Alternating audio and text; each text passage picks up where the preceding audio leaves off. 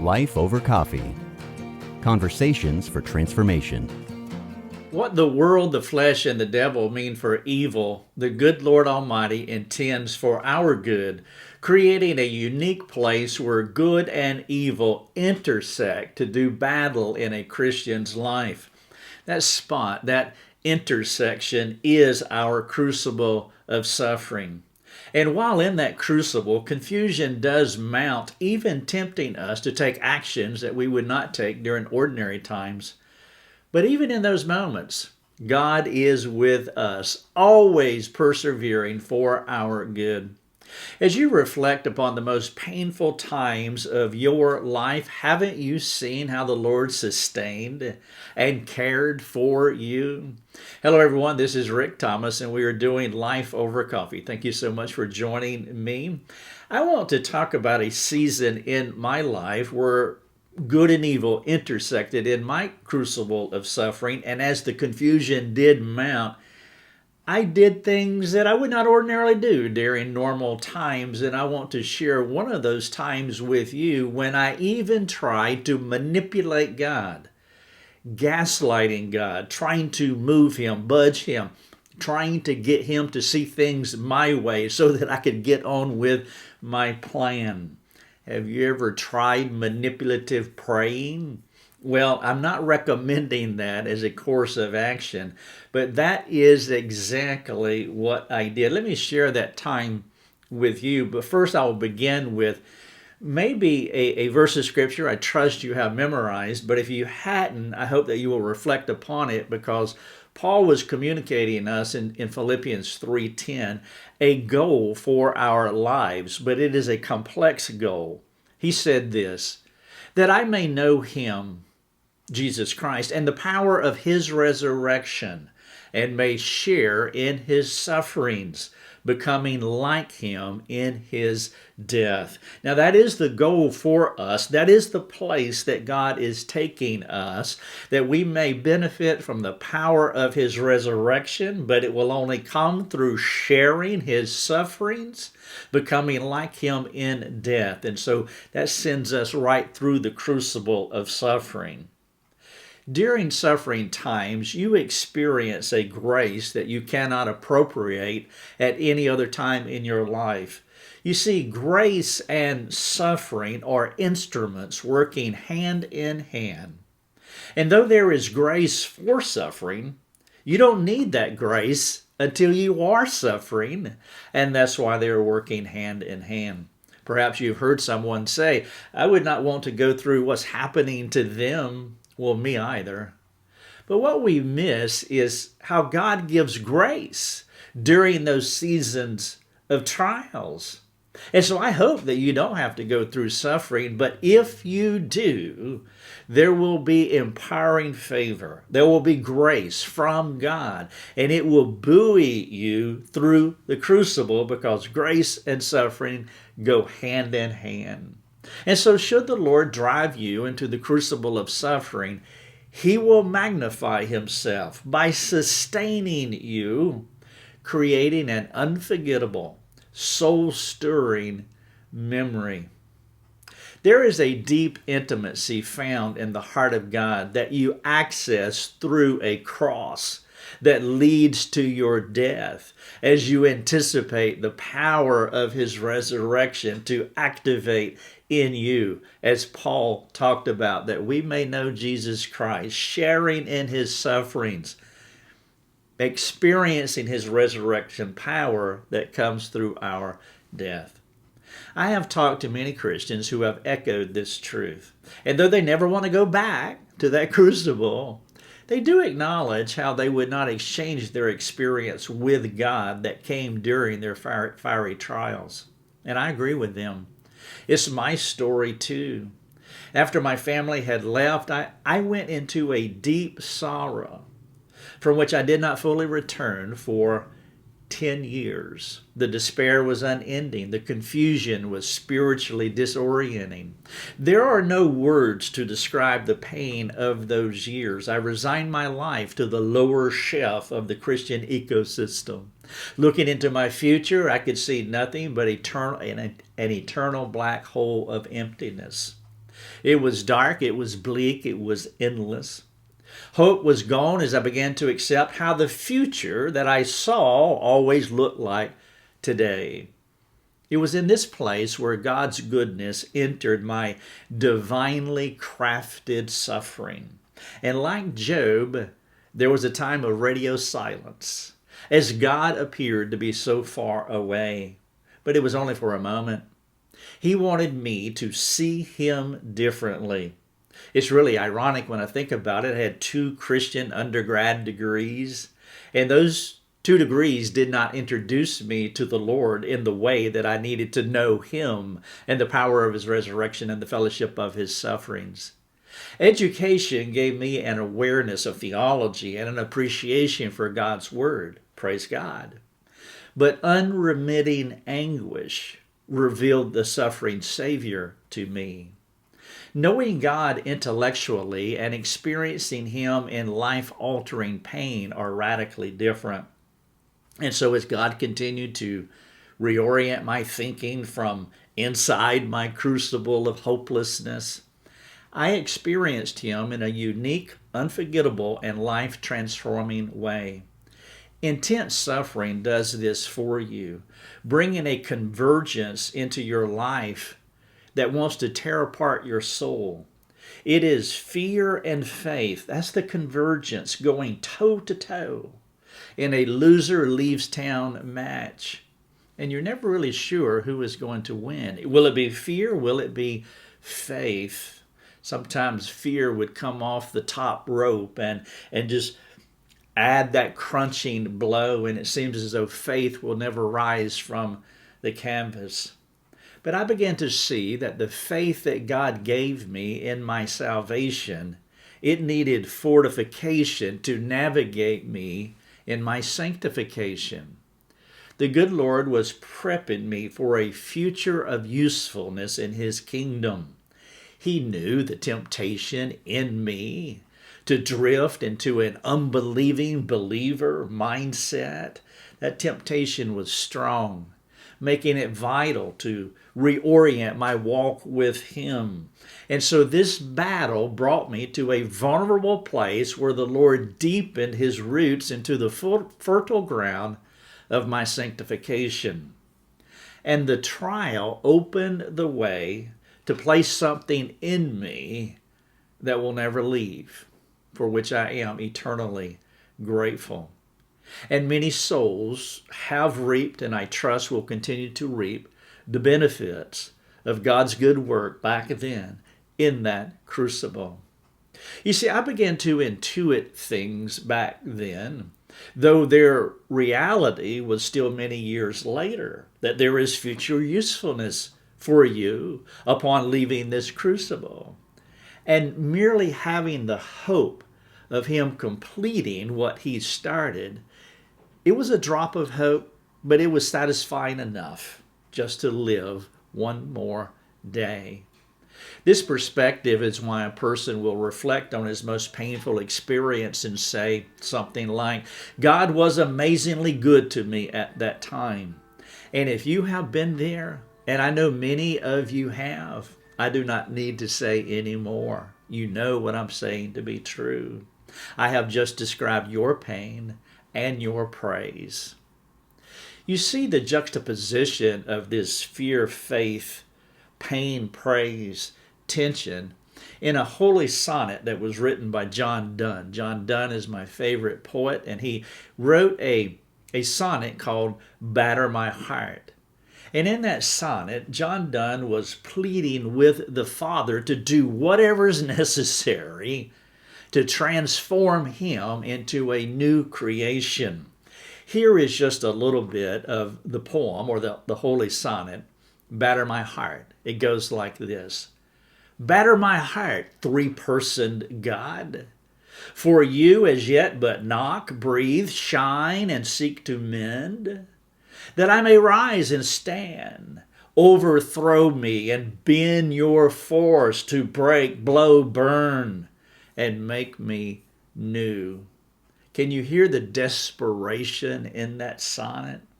Has God ever battered your heart? I'm not asking you this question to place fear in your heart, but to help you to think about whatever current or future struggle, that it will be that you will have a theocentric presupposition as you go through that struggle. If you have not experienced our heart battering God in the crucible, perhaps taking some time and just reflecting upon what are your thoughts about Him walking with you through that potential season in your life. It is not like suffering is an option for us. It's not. We all suffer. Unbelievers suffer. But the difference between a Christian suffering and an unbeliever suffering is that we suffer with hope, with grace, with anticipation that God is doing a good work. And so we don't have an option about suffering, just like the unbelieving world. But the choice is, how do you want to suffer? Do you want to suffer with God, or do you want to suffer without Him? John Donne's sonnet is one of the most radical prayers a person can pray. What I want to do is just tease out a couple of lines in that sonnet, and I want you to notice the progression of his thought as you reflect upon the lines. This is what John Donne initially asked the Lord. He said, I want you to knock, to breathe, to shine, and seek to mend. Those four things: knock, breathe, shine, seek to mend. But then upon deeper reflection, he ratcheted up his desire to be transformed by God into the likeness of His Son. And this is where he asked, he changed each one of those words. He said, break, blow, burn, and make me new. Do you see the difference? Don't just knock, but break. Don't just breathe, but blow. Don't just shine, but burn. Do not seek to mend. Make me new.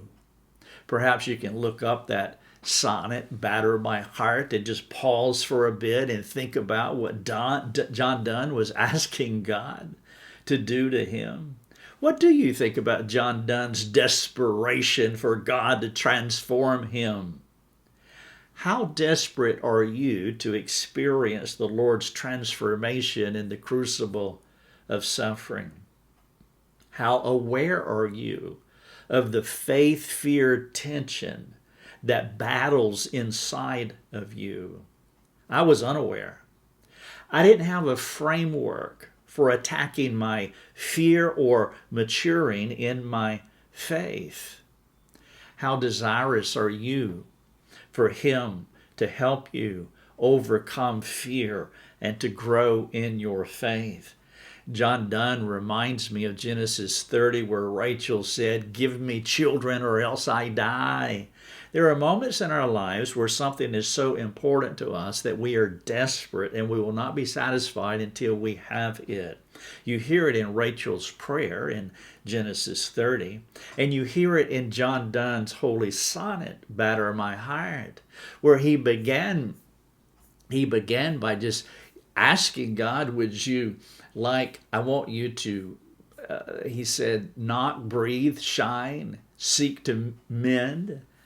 And then as he thought about it, he said, no, I want you to break. I want you to blow, burn. I want you to make me new. We need that kind of holy desperation.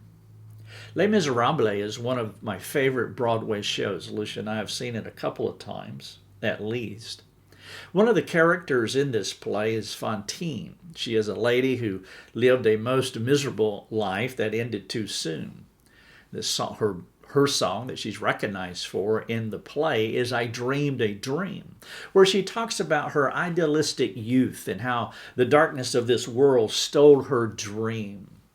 Her haunting words represent a temptation for all of us. We all dream of how things ought to be, and if you have lived for a few decades, then you know that things did not turn out as you had hoped. It never does. But it's at this juncture that you and we must guard our hearts, or what we'll do is we will spiral, as I did, into the pit of despair.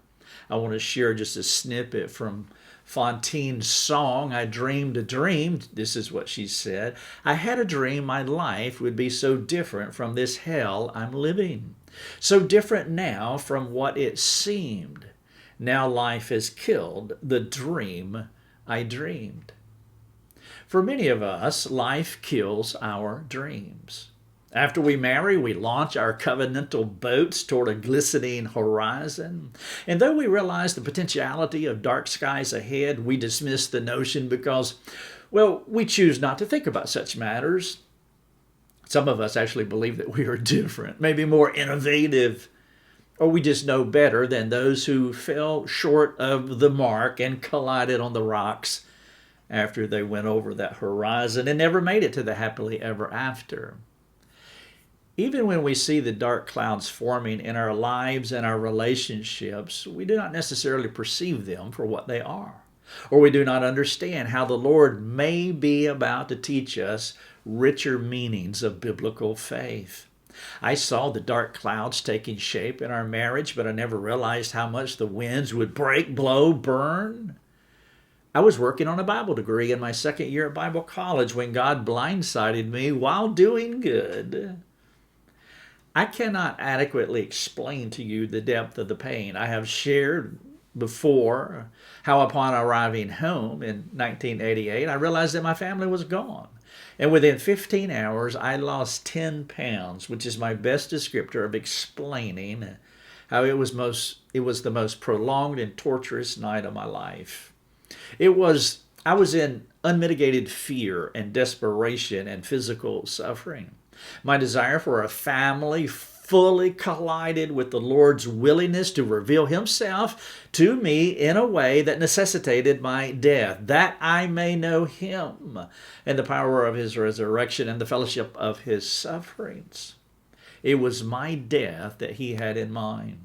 I was confused and depressed about the story that he was writing. And during my time in Job, I read, I meditated, I prayed, and I cried through his struggle, because now it was my struggle. I will never forget the day when I arrived at chapter 23, halfway through, the story's almost over, and I read these words in verses 13 through 15. Job said, "But he is unchangeable, and who can turn him back? What he desires, that he does, for he will complete what he appoints for me, and many such things are in his mind. Therefore I am terrified at his presence. When I consider, I am in dread of him." My world stopped spinning long enough for me to hang onto every syllable out of Job's mouth. I was stunned when Job affirmed what I had already perceived about God. He was changeless, and what he desires, he does. I had spent years hoping to get to the part of God's story. And then finally it was time for me to go on stage. I'm now called up and I'm ready to go on stage. I want to do great things for him. I didn't perceive how the screenwriter was writing a play that would challenge me to the core of my being. And then I read the part of Job's play in chapter 23, and my thoughts went wild. As I meditated on those terrible truths, my mind prematurely jumped to the end of the story, the happily ever after part. I learned how the Lord released Job from the crucible of suffering and how he blessed him with twice as much as he had before. Then I thought maybe he will release me too. I mean, he's a kind screenwriter. And by the way, all good American movies end well with the hero defeating the foe and getting the girl. Though I knew the book of Job was not a prescription of how suffering happens, I desperately wanted his ending to be mine. This desire for a happy conclusion brought immediate hope because it offered a way out of the crucible, a way out of the pain. All I needed to do was to inform the Lord what should happen next. It was time to update God. I needed to make him aware of what I had learned and how much I had changed. His mission to mature me was complete. I thought, well, maybe he does not know all the lessons that I have learned as I have been groveling here. Ah, yes, I must inform him. how he can remove the hounds of hell that are harassing me. But Job did say he is unchangeable, and who can turn him back? What he desires, that he does. Okay, fine. I was okay with his unchangeableness. I was okay with that I could not budge him. He just needed to know that his desire to change me had worked. Lord, I'm okay down here. Everything is cool. Now, once God gets the update, he will pour out a different blessing than the crucible of suffering. He will index me forward to chapter 42. He will turn my captivity in verse 10 and begin to bless me. And so I prayed something like this. Thank you, Father, for the privilege of suffering. You have taught me many amazing things, and I am grateful for the life lessons. You are merciful and kind to me. Your work in me has accomplished several good things, and I'm now ready to move on to what you have planned for our next adventure. I await release from this suffering while looking forward to the fruitful ministry that it will produce. Your grateful and humble servant, Rick. Job 23:14 says, he will complete what he appoints for me. And many such things are in his mind. There was a slight problem with my prayer. I knew in my heart that I was trying to manipulate God. The combination of desperation and hurt motivated me to prod God along, hoping he would expedite his plans for me. I cannot say I was wittingly trying to fake out God, like anyone could accomplish that, but that was what I attempted to do in my delusional state.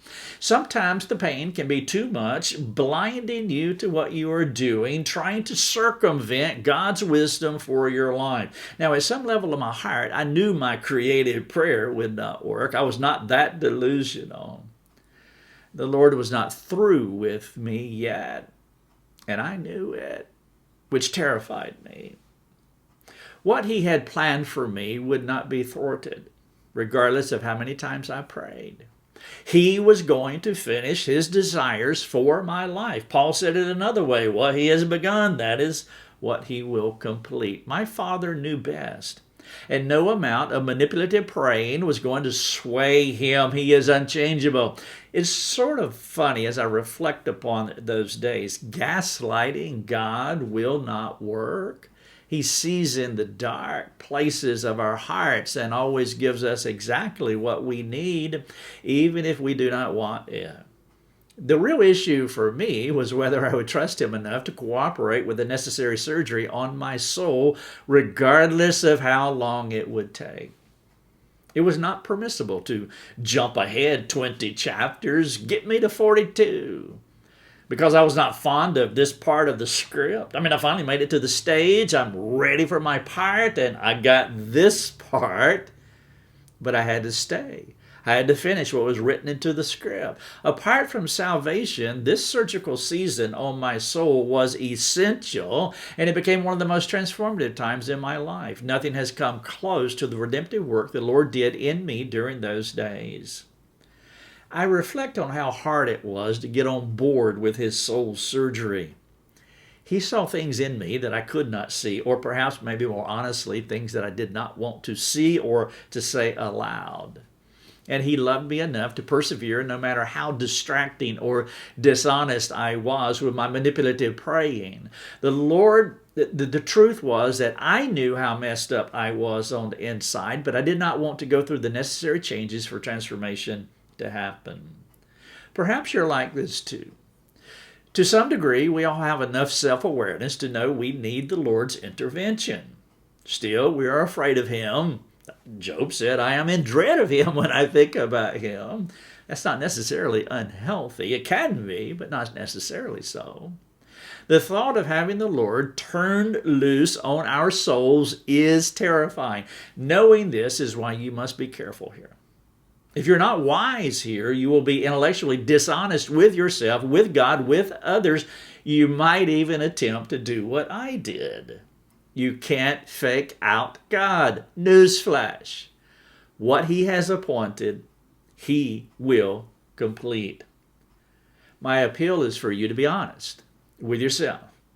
Admit to the Lord what he already knows about you. Do not try to manipulate him or others by acting ignorant about what he needs to do inside of you. Let him have his way. I have seen this manipulative strategy many times in marriage counseling. The couple comes in as combatants, focusing on the other person's wrongdoing. And of course, there's always a measure of truth in what they see and what they say about their spouses. It's the mixture of truth, no matter how small or how big, but it's the mixture of truth. It becomes the impetus to keep the bullseye on their spouses, fully knowing there is more to the story. It's intellectual dishonesty. Whenever you can attach a truth claim to your story, you have a sense of rightness that might blind you to the whole truth, maybe even intentionally. You need a sturdy friend. A counselor in this case, but you need a sturdy friend who will call you on it so you don't drown in your shenanigans. Well, guess what? God is that sturdy friend. He's unchangeable. And though his character and attributes did not deter me, I'm a little more stubborn than the average bear. And so I went on with my manipulative praying, at least initially. Some of my stubborn spouses eventually own the silliness of their manipulations and humble themselves by acknowledging how they may have obscured a few facts. These are the moments when grace begins to trickle into our messes. It's counterintuitive because we want to be strong, not vulnerable. These spouses, they learn what Paul taught us. When I am weak, then I am strong. I mean, what choice do we have? The Lord will do what he wants to do with you and with me. And he will complete what he has appointed for you and for me. And as Job concluded in chapter 23, he says there are many more things in his mind. I wish I could carry you to the end of Job's story where he flips the narrative and blesses. But you already know that is not how it works. God has a plan for you, and he will advance you when he is ready and not 1 second before. The best thing you can do is to be honest about your life, be honest about your deficiencies, be honest about the things that need adjusting or any areas of weaknesses or past brokenness that needs God's reconciliation.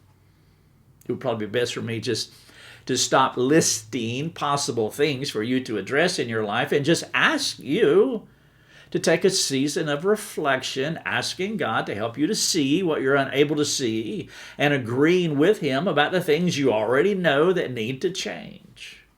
Perhaps as you follow through, I'm going to share some questions as I wrap up here, and if you would follow through with these questions, perhaps they will assist you in progressing you through the unique story the Lord is writing for you. If you want to read what I've just shared with you, then you can go to lifeovercoffee.com. It's titled, Have You Ever Tried Manipulative Praying?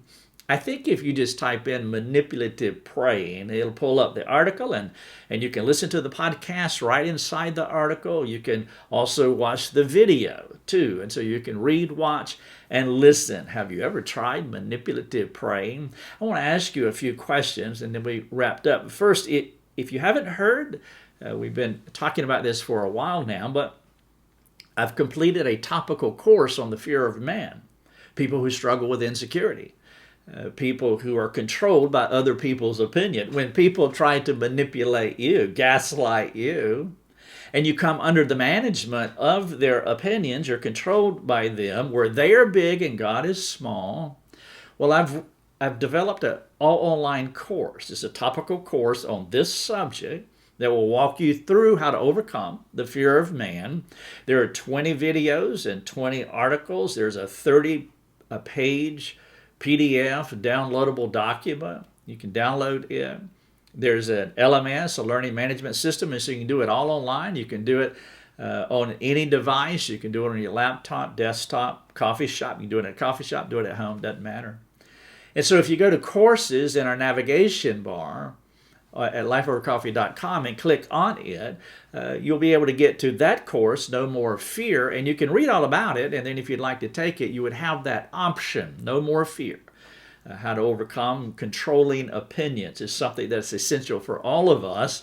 It's actually the inverse of what, or it's an iteration of what I'm talking about here, as I was trying to control God with my manipulations, but that is futile. However, we can be managed by the opinions of other people, so I would encourage you to check out No More Fear. All right, so here's some questions for you to think about. Are you struggling now? Are you in a relationship trial? Are you trying to ignore what God is telling you?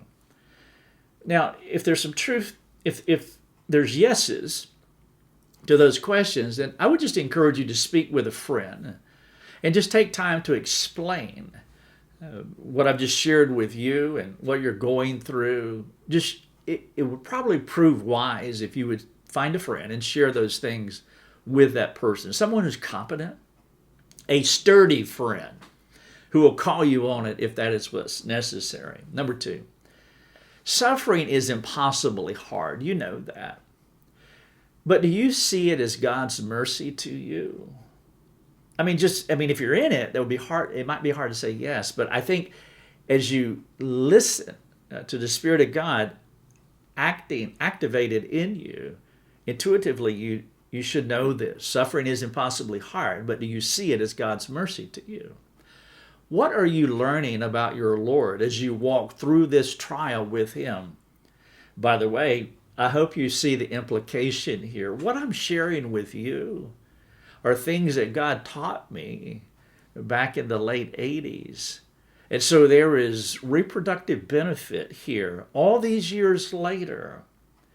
What are you learning about the Lord as you walk through this trial? There will be benefit, not just for you, but for other people in your future. Suffering is impossibly hard, but do you see it as God's mercy to you? Number 3, are you tempted to manipulate God? Are you tempted to manipulate others by making a case with missing facts? If so, I would just appeal to you to cease. Stop that. Don't do that. What is the entire story? What do you need to talk about? What things do you need to talk about? Will you speak with someone about that? Number 4, this is the last thing, and we'll be done. Would you go back, either Google Batter My Heart from John Donne, or just read it in this article here about manipulative praying. But reflect on what it means for God to batter your heart, perhaps memorizing the poem, and even writing a few thoughts will help you to turn a corner in your crucible. If we can serve you, we have hundreds and hundreds of articles. We have, at this juncture, like 1,500 podcasts on our website, hundreds of videos. We have a lot of resources. So just go to the search feature and type in a word, type in a phrase. Let our ministry serve you. It's free.